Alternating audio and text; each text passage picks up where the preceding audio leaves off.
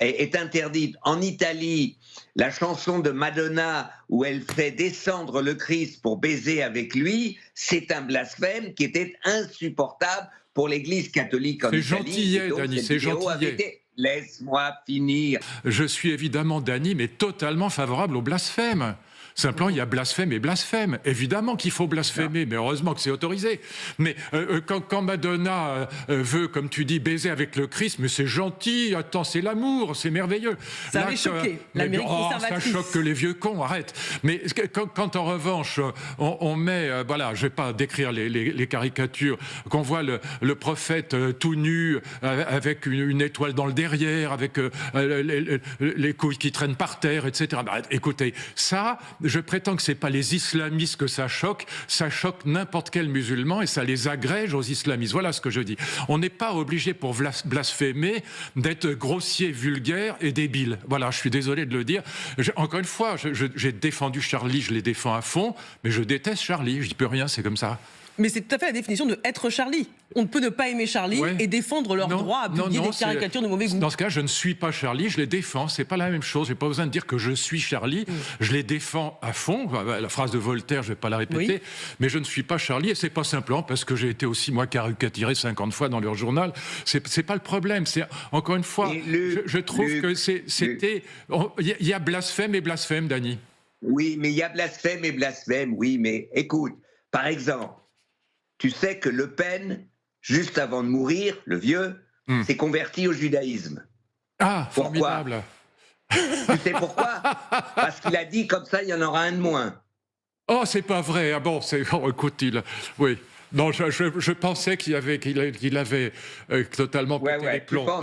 Tu pensais, d'accord. Je veux dire par là qu'il y a un droit au blasphème. Bon, toi, tu n'es pas d'accord avec le blasphème de Charlie Hebdo, on ne va pas en discuter. Oui, c'est la liberté de Charlie Hebdo, c'est la liberté de Charlie Hebdo de choisir la dimension de son blasphème.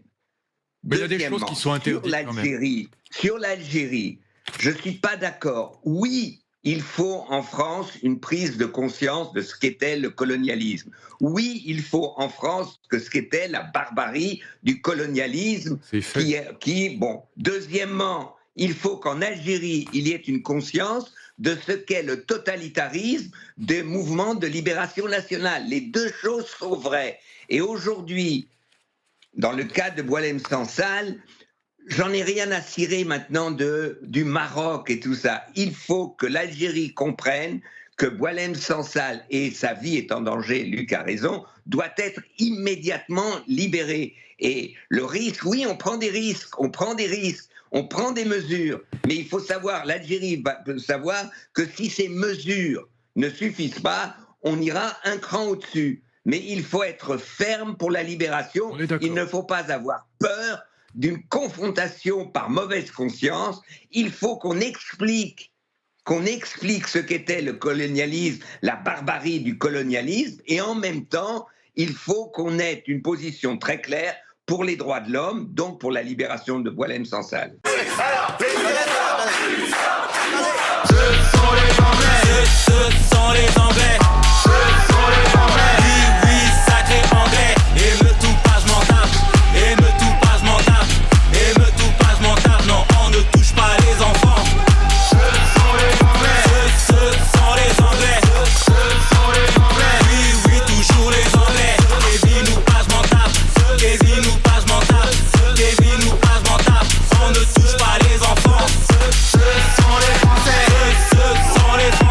Ce sont les Anglais de Nicolas Malone, disponibles sur YouTube et Spotify, iTunes, Deezer, l'hymne de la France des émeutes.